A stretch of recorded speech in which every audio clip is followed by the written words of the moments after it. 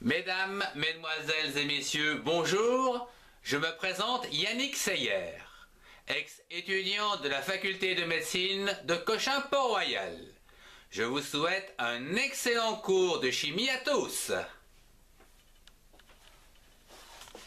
Voyons dans ce cours la composition, les propriétés et la masse de l'air. La composition de l'air est un mélange gazeux constitué de 21% de dioxygène et de 78% de diazote. Il reste 1% de gaz autre, à savoir l'argon, le dioxyde de carbone, etc.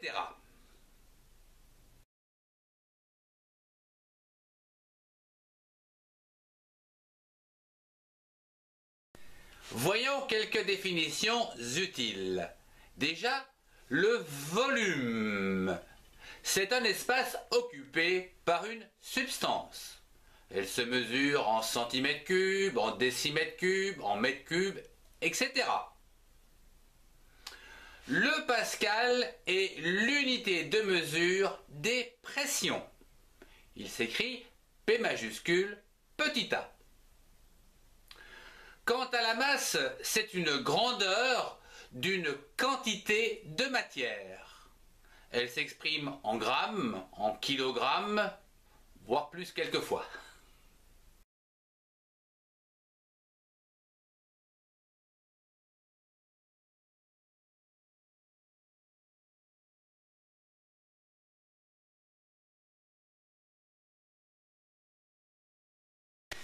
Les propriétés de l'air sont les suivantes. D'une part, l'air est compressible et d'autre part, l'air est également extensible.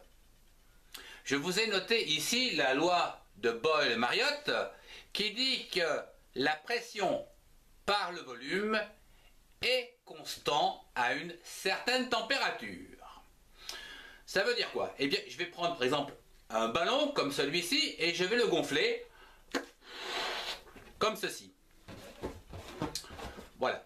Ici, dans cet espace clos ou dans ce volume, donc à une certaine pression, il n'y a rien à dire, c'est constant. Lorsque le volume diminue, donc je vais réduire le volume, la pression augmente. Donc l'air est bien compressible. D'autre part, l'air est également extensif, puisque si j'augmente le volume, la pression va diminuer. Voyons ceci au travers de ce petit exemple. On voit bien le ballon. Voilà. Donc, je vais forcer une pression dessus.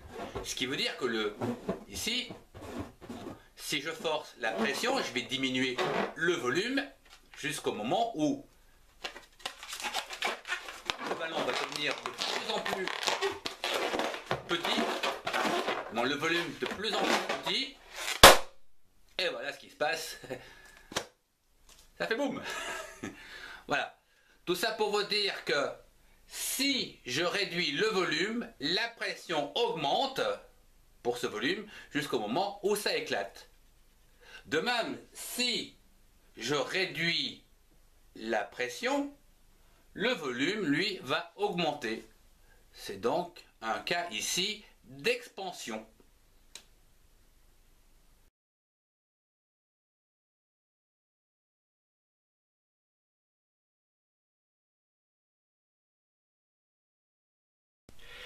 Mais vous allez me dire, l'air, ça a quel poids?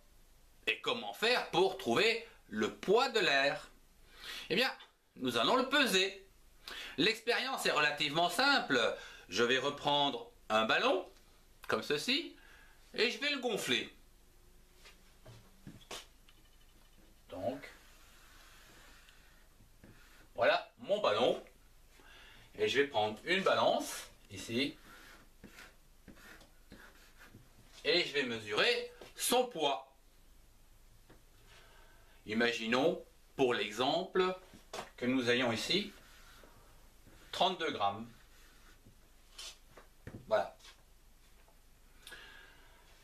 Ce ballon, à présent, je vais le reprendre et je vais en extraire 1 litre dans une bouteille.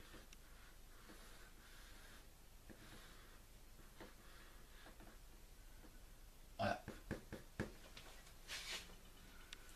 Ce qui va me redonner un nouveau ballon un peu plus petit puisque j'ai enlevé 1 litre d'air.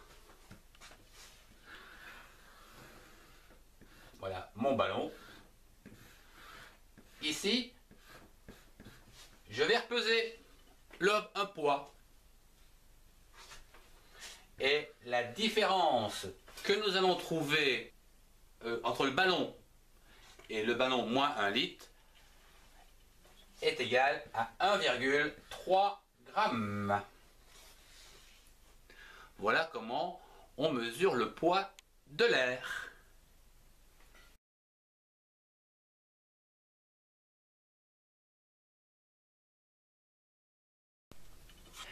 Ce cours de chimie se termine. Je vous remercie de l'avoir suivi. Au revoir et à très bientôt.